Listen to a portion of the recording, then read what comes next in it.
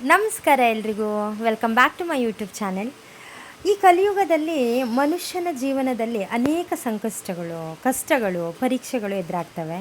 ಇಂತಹ ಸಮಯದಲ್ಲಿ ಶ್ರೀಮನ್ನಾರಾಯಣರು ತಿಳಿಸಿದ ಈ ಪವಿತ್ರ ವ್ರತಕಥೆಯನ್ನು ಭಕ್ತಿಯಿಂದ ಕೇಳುವುದರಿಂದ ಮನಸ್ಸಿಗೆ ಶಾಂತಿ, ಪಾಪಕರ್ಮಗಳ ಕ್ಷಯ, ಕುಟುಂಬದಲ್ಲಿ ಸುಖ, ಸಮೃದ್ಧಿ ಹಾಗೂ ಮನೆಯಲ್ಲಿ ಮಹಾಲಕ್ಷ್ಮಿಯ ಕೃಪೆ ನೆಲೆಸುತ್ತೆ ಅಂತ ನಂಬಲಾಗಿದೆ. ಹಾಗಾದರೆ ಕೇಳೋಣ ಬನ್ನಿ.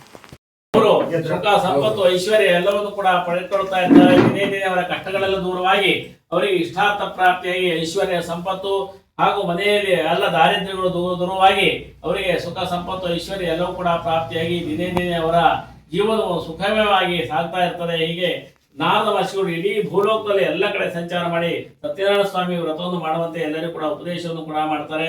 ಎಲ್ಲರೂ ಕೂಡ ಈ ವ್ರತವನ್ನು ಮಾಡ್ತಾ ಮಾಡ್ತಾ ಅವರ ಜೀವನವನ್ನು ಮಂಗಳಮಯವಾಗಿ ನೆರವೇರಿಸಿಕೊಳ್ತಾರೆ. ಹಾಗೂ ಒಂದು ದಿನ ಕಾಶಿ ಪಟ್ಟಣದಲ್ಲಿ ಒಬ್ಬ ವಯೋವೃದ್ಧನು ದಿನನಿತ್ಯದಲ್ಲಿ ಕಾಡಿನಿಂದ ಕಟ್ಟಿಗೆ ಹೊರೆಯನ್ನು ಹೊತ್ಕೊಂಡು ಬಂದು ಪಟ್ಟಣದಲ್ಲಿ ಮಾರಿ ತನ್ನ ಜೀವನವನ್ನು ಸಾಗಿಸ್ತಾ ಇದ್ದಂತಹ ಯಜಮಾನನಿಗೆ ಒಂದು ದಿನ ಕಾಡಿನಿಂದ ಕಟ್ಟಿಗೆ ಹೊರೆಯನ್ನು ಹೊತ್ಕೊಂಡು ಪಟ್ಟಣಕ್ಕೆ ಬಂದಾಗ ಅವಳಿಗೆ ಬಿಸಿಲಿನ ಬಂದಾಗ ಅವನಿಗೆ ಬಾಯಾರಿಕೆ ಆಗಿರ್ತದೆ. ಒಬ್ಬ ಬ್ರಾಹ್ಮಣ ಮನೆ ಎದುರೇ ಇರಿಸ್ಕೊಂಡು ಕಟ್ಟಿಗೆ ಹೊರೆ ಇರಿಸ್ಕೊಂಡು ನೀರನ್ನು ಕುಡ್ಕೊಂಡು ಬಾಯಾರಿಕೆಯನ್ನು ಇಂಗಿಸ್ಕೊಳ್ತಾನೆ. ಅಲ್ಲೇ ಸ್ವಲ್ಪ ಹೊತ್ತು ವಿಶ್ರಾಂತಿ ಮಾಡ್ತಾ ಕೂತಾಗ ದೂರದಿಂದ ಮಂತ್ರ ಶಬ್ದಗಳೆಲ್ಲ ಒಳಗಡೆಯಿಂದ ಕೇಳ್ತಾ ಇರ್ತದೆ. ಬಂದಂತ ಅತಿಥಿಗಳಲ್ಲಿ ಕೇಳ್ತಾರೆ, ಸ್ವಾಮಿ ಯಾವ ಪೂಜೆ ಮಾಡ್ತಾ ಇದ್ದೀರಿ, ಯಾವ ಬಗ್ಗೆ ಈ ಪೂಜೆ ಎಲ್ಲ ಮಾಡ್ತಾ ಇದ್ದೀರಿ ಹೇಳಿ ಕೇಳಿದಾಗ, ನಾವು ನಾರದ ಮಹರ್ಷಿಗಳಲ್ಲಿ ಉಪದೇಶವಂತ ಸತ್ಯನಾರಾಯಣ ಸ್ವಾಮಿ ವ್ರತವನ್ನು ಮಾಡ್ತಾ ಇದ್ದೇವೆ. ಈ ಪೂಜೆಯನ್ನು ಮಾಡೋದ್ರಿಂದ ನಮಗೆ ಎಲ್ಲ ಇಷ್ಟಾರ್ಥ ಪ್ರಾಪ್ತಿ ಆಗ್ತದೆ, ಧನಕನಕಾದಿ ಅಷ್ಟೈಶ್ವರ್ಯಾದಿ ಅಭಿವೃದ್ಧಿ ಆಗ್ತದೆ ಮನೆಯಲ್ಲಿ, ಹಾಗೂ ಎಲ್ಲ ಕಷ್ಟಗಳೆಲ್ಲ ದೂರವಾಗಿ ಸುಖ, ಸಂಪತ್ತು, ಐಶ್ವರ್ಯ ಎಲ್ಲವೂ ಕೂಡ ಪ್ರಾಪ್ತಿ ಆಗ್ತದೆ. ಹಾಗೂ ಈ ವ್ರತವನ್ನು ಮಾಡೋದ್ರಿಂದ ಬಡವನೂ ಕೂಡ ಶ್ರೀಮಂತನಾಗ್ತಾನೆ ಅಂತ ಹೇಳಿ ಹೇಳ್ತಾರೆ. ಆಗ ಬಡವನೂ ಶ್ರೀಮಂತನಾಗ್ತಾನೆ ಹೇಳಿದಾಗ ಅವನಿಗೂ ಕೂಡ ಬಹಳ ಸಂತೋಷ ಆಯಿತು. ನಾನು ದಿನನಿತ್ಯ ಕಟ್ಟಿಗೆ ಹೊರೆಯನ್ನು ಆರದಿದ್ರೆ ಅವ್ನ ಜೀವನನೇ ಮಾಡ್ಲಿಕ್ಕೆ ಆಗುದಿಲ್ಲ, ಅಂತ ಒಂದು ಅತಿ ಬಡವನಿದ್ದೇನೆ, ನಾನು ಕೂಡ ಈ ವ್ರತವನ್ನು ಯಾಕೆ ಮಾಡಬಾರ್ದು ಅಂತ ಹೇಳಿ ಅವನ ಕಥೆಯನ್ನೆಲ್ಲ ಕೇಳ್ಕೊಂಡು ತೀರ್ಥ ಪ್ರಸಾದವನ್ನು ಸ್ವೀಕಾರ ಮಾಡಿ ಹೊಟ್ಟೆ ತುಂಬ ಊಟ ಮಾಡಿಕೊಂಡು ಅಷ್ಟೊತ್ತಿಗೆ ಸಂಜೆ ಆಯಿತು. ಆದರೂ ಕೂಡ ಕಟ್ಟಿಗೆ ಹೊರೆಯನ್ನು ಪಟ್ಟಣದಲ್ಲಿ ಮಾರಿ ಮನೆ ಹೋಗಿ ಮಲಗ್ತಾನೆ. ರಾತ್ರಿ ಅವನಿಗೆ ನಿದ್ರೆ ಬರಲಿಲ್ಲ. ಆಗ ಬೆಳಗ್ಗೆ ಎದ್ದು ಪೂಜಾದಿಗಳನ್ನೆಲ್ಲ ಮುಗಿಸಿ ಸ್ನಾನ ಪೂಜೆಲ್ಲ ಮುಗಿಸಿ ಅವನು ಕೂಡ ಭಗವಂತನಲ್ಲಿ ಹರಕೆ ಮಾಡ್ಕೊಳ್ತಾನೆ. ಇವತ್ತಿನ ದಿವಸ ನಮಗೆ ಕಟ್ಟಿಗೆ ವ್ಯಾಪಾರದಲ್ಲಿ ಎಷ್ಟು ಹಣ ಸಿಗ್ತದೋ ಅಷ್ಟೇ ಹಣದಲ್ಲಿ ನಾನು ಕೂಡ ಸತ್ಯನಾರಾಯಣ ಸ್ವಾಮಿ ಪೂಜೆಯನ್ನು ಮಾಡ್ತೇನೆ ಅಂತ ಹೇಳಿ ಅವನು ಹೇಳ್ಕೊಂಡು ವ್ಯಾಪಾರಕ್ಕೆ ಹೋಗಿರ್ತಾನೆ. ಅವತ್ತು ದಿವಸ ಕಟ್ಟಿಗೆ ವ್ಯಾಪಾರದಲ್ಲಿ ಕೈ ತುಂಬಾ ಸಂಪಾದನೆ ಆಯ್ತು. ದಿನದ 10 ಪಟ್ಟು ಲಾಭ ಆಯ್ತು. ಆಗ ಅವನಿಗೆ ಆಶ್ಚರ್ಯ, ಸಂತೋಷ ಎಲ್ಲ ಆಯ್ತು.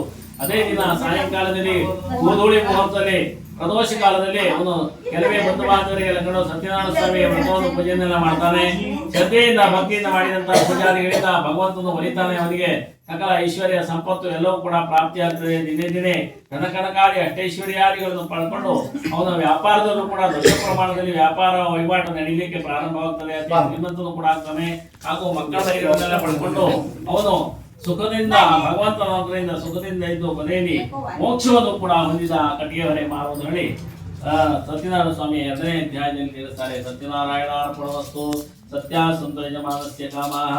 3ನೇ ಅಧ್ಯಾಯದಂತಹ ಅಂಗಧ್ವಜ ರಾಜನಿಗೆ ದಿನೇ ದಿನೇ ಅವನಲ್ಲಿ ದಂಪತಿಗಳಿಗೆ ಸುಖ, ಶಾಂತಿ, ನೆಮ್ಮದಿ, ಆಯುರಾರೋಗ್ಯವನ್ನು ಭಗವಂತ ಅನುಗ್ರಹಿಸುವುದಲ್ಲದೆ ಅವನಿಗೆ ಕಾಶಿ ಪಟ್ಟಣದ ಎಲ್ಲ ದೇವಾಲಯಗಳಿಗೆ ಹೋಗಿ ಅವನು ಪೂಜಾದಿಗಳನ್ನ ಮಾಡಿಸಿ ಬ್ರಾಹ್ಮಣಿಗೆ ದಕ್ಷಿಣಾದಿಗಳನ್ನು ಕೊಟ್ಟು ಸಂತೋಷಪಡಿಸಿ ಅವರಿಂದ ಆಶೀರ್ವಾದವನ್ನು ಪಡ್ಕೊಂಡು ಬರ್ತಾ ಇದ್ದ. ಆದರೆ ಅವನಿಗೆ ಒಂದು ಕೊರತೆ ಏನಾಗಿತ್ತಂದ್ರೆ, ಮದುವೆಯಾಗಿ ಇಷ್ಟು ವರ್ಷ ಆದರೂ ಕೂಡ ಸಂತಾನ ಪ್ರಾಪ್ತಿ ಆಗಲಿಲ್ಲ. ಆಗ ನಾರದ ಮಹರ್ಷಿಗಳಿಗೆ ವಿಚಾರ ಗೊತ್ತಾಯಿತು. ಅವರು ಅವನ ಆಸ್ಥಾನಕ್ಕೆ ಬಂದಂತ ನಾರದ ಮಹರ್ಷಿಗಳು, ರಾಜನೇ, ನಿನಗೆ ಎಲ್ಲ ಸಂಪತ್ತು ಐಶ್ವರ್ಯ ಇದೆ, ಆದರೆ ಸಂತಾನ ಮುಂದೆ ಉತ್ತರಾಧಿಕಾರಿ ಆಗುವಂತಹ ಸಂತಾನ ಪ್ರಾಪ್ತಿ ಆಗಲಿಲ್ಲ.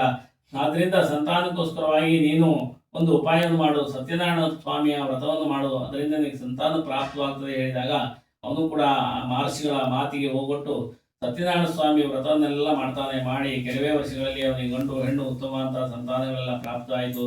ಅದರಿಂದ ಅವನು ಸಂತೋಷ ಭರಿತನಾದಂತಹ ರಾಜ ಅವನು ಸ್ವಾಮಿಯನ್ನು ಮರೆಯಲಿಲ್ಲ. ಅಮಾವಾಸ್ಯೆ, ಸಂಕ್ರಾಂತಿ, ಪುಣ್ಯ ದಿವಸಗಳಲ್ಲಿ, ಪರ್ವದಿನಗಳಲ್ಲಿ, ಹಬ್ಬ ಹರಿದಿನಗಳಲ್ಲಿ ಸತ್ಯನಾರಾಯಣ ಸ್ವಾಮಿಯ ವ್ರತವನ್ನೆಲ್ಲ ಮಾಡ್ತಾ ಮಾಡ್ತಾ ಸ್ವಾಮಿಯ ಕೃಪಾಶೀರ್ವಾದಕ್ಕೆ ಪಾತ್ರನಾಗ್ತಾನೆ.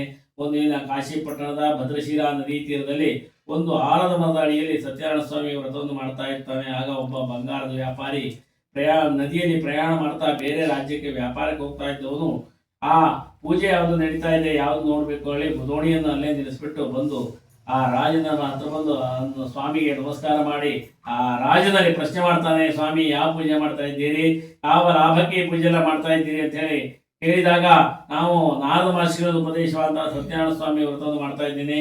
ಆ ಸ್ವಾಮಿಯ ಅನುಗ್ರಹ ಆಶೀರ್ವಾದದಿಂದ ನಮಗೆ ಸುಖ ಸಂಪತ್ತು ಐಶ್ವರ್ಯ ಸಂತಾನ ಪ್ರಾಪ್ತಿಯಾಗಿದೆ. ಆದ್ದರಿಂದ ಈ ಬಿಡದೇನೆ ವ್ರತವನ್ನು ಅಮಾವಾಸ್ಯೆ ಸಂಕ್ರಾಂತಿ ಪುಣ್ಯ ದಿನಗಳಲ್ಲಿ ಪರ್ವ ದಿನಗಳಲ್ಲಿ ಹಬ್ಬ ಹರಿದಿನಗಳಲ್ಲೂ ಕೂಡ ಸತ್ಯನಾರಾಯಣ ಸ್ವಾಮಿ ವ್ರತವನ್ನೆಲ್ಲ ಮಾಡ್ತಾ ಮಾಡ್ತಾ ಆ ಭಗವಂತನ ಆರಾಧನೆಗೆ ಆ ಆಶೀರ್ವಾದಕ್ಕೆ ನಾನು ಪಾತ್ರನಾಗಿದ್ದೇನೆ ಅಂತ ಹೇಳಿ ಹೇಳಿದಾಗ, ಅವನು ಕೂಡ ಕಥೆಯನ್ನೆಲ್ಲ ಕೇಳ್ಕೊಂಡು ತೀರ್ಥ ಪ್ರಸಾದ ಸ್ವೀಕಾರ ಮಾಡಿ ಬಂಗಾರದ ವ್ಯಾಪಾರಿ ಆ ಸರ್ಪಾದ ಪಕ್ಷವನ್ನು ಕೂಡ ಸ್ವೀಕಾರ ಮಾಡ್ತಾನೆ.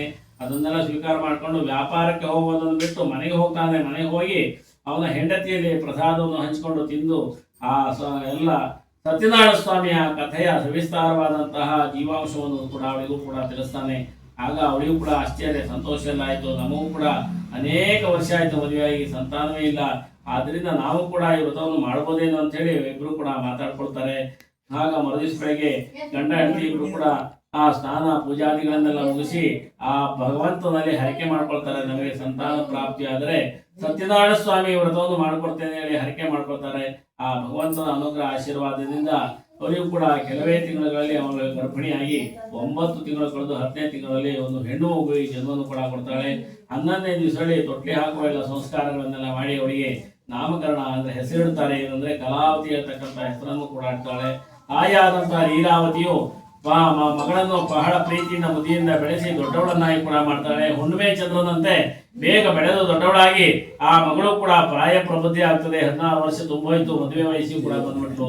ಆಗ ಗಂಡನನ್ನ ಎಚ್ಚರಿಸ್ತಾಳೆ, ಇನ್ನೂ ಸತ್ಯನಾರಾಯಣ ಸ್ವಾಮಿಯ ವ್ರತವನ್ನು ಮಾಡಲಿಲ್ಲ, ಮಗಳು ಮದುವೆ ವಯಸ್ಸಿಗೆ ಬಂದು ಆದಷ್ಟು ಬೇಗ ನಾವು ಕೂಡ ಆ ಸತ್ಯನಾರಾಯಣ ಸ್ವಾಮಿಯ ಪೂಜೆಯನ್ನು ಮಾಡಿಬಿಡೋಣ ಅಂತ ಹೇಳಿ ಹೇಳ್ತಾಳೆ. ಆಗ ಅವ ಹೆಂಡತಿಗೆ ಸಮಾಧಾನ ಮಾಡಿ, ಈ ಸಮಯದಲ್ಲಿ ಯಾರು ಬರ್ತಾರೆ ಕರೆದ್ರೆ, ಆದ್ರಿಂದ ಅವಳ ಮದುವೆ ಸಂದರ್ಭದಲ್ಲಿ ಸಾವಿರಾರು ಜನ ನೆಂಟರಿಷ್ಟೆಲ್ಲ ಬರ್ತಾರೆ, ಆ ಸಂದರ್ಭದಲ್ಲಿ ನಾವು ಮಾಡ್ಬಿಡೋಣ ಅಂತ ಹೇಳಿ ಅವಳನ್ನು ಸಮಾಧಾನ ಮಾಡಿ ದಿಕ್ಕು ದಿಕ್ಕುಗಳಿಗೆ ದೂತರನ್ನೆಲ್ಲ ಕಳಿಸಿ ಅವಳಿಗೆ ಯೋಗ್ಯವಾದಂತಹ ಒಂದು ವರನನ್ನು ಕೂಡ ವಿಚಾರ ಮಾಡಿಕೊಂಡು ಪಕ್ಕದ ಕಾಂಚನ ನಗರ ಅಂತಕ್ಕಂಥ ನಗರದಲ್ಲಿ ಉತ್ತಮ ಅಂತ ಕೂಡ ವರನನ್ನು ಕೂಡ ವಿಚಾರ ಮಾಡಿಕೊಂಡು ಒಂದು ಶುಭ ಮುಹೂರ್ತದಲ್ಲಿ ಅವಳಿಗೆ ವಿವಾಹ ಸಮಾರಂಭವನ್ನು ಕೂಡ ನೆರವೇರ್ತಾನೆ.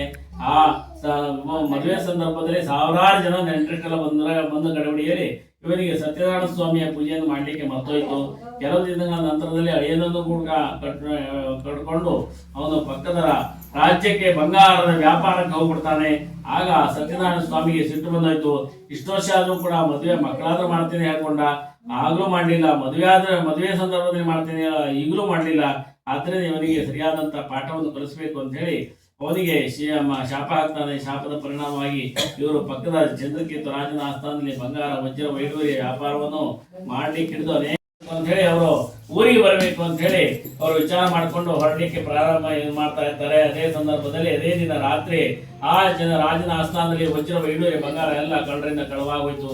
ಆ ಕಳ್ಳರನ್ನು ಅಟ್ಟಿಸಿಕೊಂಡು ದೂತರು ಹಿಡಿಲಿಕ್ಕೆ ಓಡ್ ಬರ್ತಾರೆ. ಆಗ ಇವರಿಬ್ರು ಕೂಡ ಅಳಿಯ ಇಬ್ರು ಕೂಡ ಮನೆಗೆ ಬರಬೇಕು, ನದಿ ತೀರದಲ್ಲಿ ವಿಶ್ರಾಂತಿ ಮಾಡ್ತಾ ಮಲ್ಕೊಂಡಿರ್ತಾರೆ. ಹಿಂದೆ ದೋಣಿ ಬಂದು ಕೂಡ ಹತ್ಕೊಂಡು ಹೋಗ್ಬೇಕು ಅಂತ ಹೇಳಿ ವಿಚಾರ ಮಾಡ್ತಾ ಇದ್ದಾಗ ಅವ್ರಿಗೆ ನಿಧಿ ಬಂದೋಗಿತ್ತು. ಅದೇ ಸಂದರ್ಭದಲ್ಲಿ ಆ ಕಳ್ಳರು ಏನ್ ಮಾಡಿದ್ರೆ, ನಮ್ಮನ್ನು ಈ ದೂತರು ಹಿಡ್ಕೊಂಡೋಗಿ ಕಾರಾಗೃಹಕ್ಕೆ ಹಾಕ್ಬಿಡ್ತಾರೆ ರಾಜನ ಇದರಲ್ಲಿ ಅಂತೇಳಿ ಆ ಕದ್ದಂತ ವಸ್ತುಗಳನ್ನು ಈ ಅಳಿಯ ಮಾವು ಮಲಗಿದ್ರ ಓಡೋಗ್ಬಿಟ್ಟು ದೂತರು ಬಂದವರು ಇವರು ನೋಡ್ತಾರೆ, ಇವ್ರ ತಲೆ ಬುಡದಲ್ಲಿ ಅದೆಲ್ಲ ಇತ್ತು. ಆಗ ಇವರೇ ನಿಜವಾದಂತಹ ಕಳ್ಳರು ಎಳ್ಕೊಂಡು ಹೋಗಿ ಆ ರಾಜನ ಕಾರಾಗೃಹಕ್ಕೆ ಹಾಕಿ ತಾವು ಗಂಡನ್ನು ಹಿಡಿದಿದ್ದ ವೇಳೆ ಬಹುಮಾನವನ್ನು ಕೂಡ ಪಡ್ಕೊಂಡು ಅವರು ಊರಿಗೆ ಹೋಗ್ತಾರೆ. ಇತ್ತ ಕಾರಾಗೃಹ ವಾಸವಾಯಿತು ಅಳಿಯ ಮಾವನಿಗೆ. ಆ ಮನೆಯಲ್ಲಿ ಊರಲ್ಲಿ ತಾಯಿ ಮಗಳು ಇಬ್ಬರೇ ಇರ್ತಾರೆ. ಅವರಿಗೂ ಕೂಡ ಆ ಮನೆಯಲ್ಲಿ ಎಲ್ಲ ಸಂಪತ್ತನ್ನು ಕಳ್ಳರು ಕತ್ಕೊಂಡು ಹೋಗಿ ದಿನನಿತ್ಯದಲ್ಲಿ ಭಜನಾದಿಗಳು ಕೂಡ ನಡೀತಾ ಇತ್ತು. ಸಂಜೆ ಮನೆಗೆ ಬರಲಿಲ್ಲ.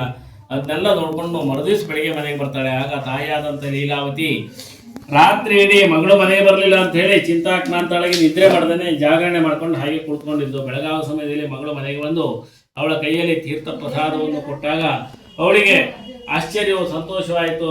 ದೇವಸ್ಥಾನದಲ್ಲಿ ಸತ್ಯನಾರಾಯಣ ಪೂಜೆ ಸಂತೋಷನಾಗಿ ಅವರೆಲ್ಲ ಇಷ್ಟಾರ್ಥಗಳನ್ನು ಕೂಡ ನೆರವೇರಿಸಿಕೊಡ್ತಾನೆ. ಅದೇ ದಿನ ರಾತ್ರಿಯಲ್ಲಿ ಆ ಚಂದ್ರಕೇತು ಸ್ವಪ್ನದಲ್ಲಿ ಹೋಗಿ ಹೆದರಿಸ್ತಾನೆ, ನಿನ್ನ ಕಾರಾಗೃಹದಲ್ಲಿ ಇದ್ದಂಥ ಇಬ್ರು ನಿನ್ನ ಊರಿಗೆ ಬಂದಂಥ ಬಂಗಾರದ ವ್ಯಾಪಾರಿಗಳು ಕಳ್ಳರಲ್ಲ, ಅವರನ್ನು ಶೀಘ್ರ ಬಿಡುಗಡೆ ಮಾಡಿದರೆ ನಿನ್ನ ಭವ್ಯ ಬಂಗಲೆ ಅರಮನೆ ಎಲ್ಲ ಸತ್ಯನಾಶ ಮಾಡಿಬಿಡ್ತೀನಿ ಅಂತ ಹೇಳಿ ಹೆದರಿಸ್ತಾನೆ. ಅದನ್ನು ಸ್ವಪ್ನವನ್ನು ಕಂಡಂತ ರಾಜನು ಆ ವ್ಯಾಪಾರಿಗಳನ್ನು ಇಬ್ಬರನ್ನು ಕೂಡ ಬಿಡುಗಡೆ ಮಾಡುತ್ತಾನೆ.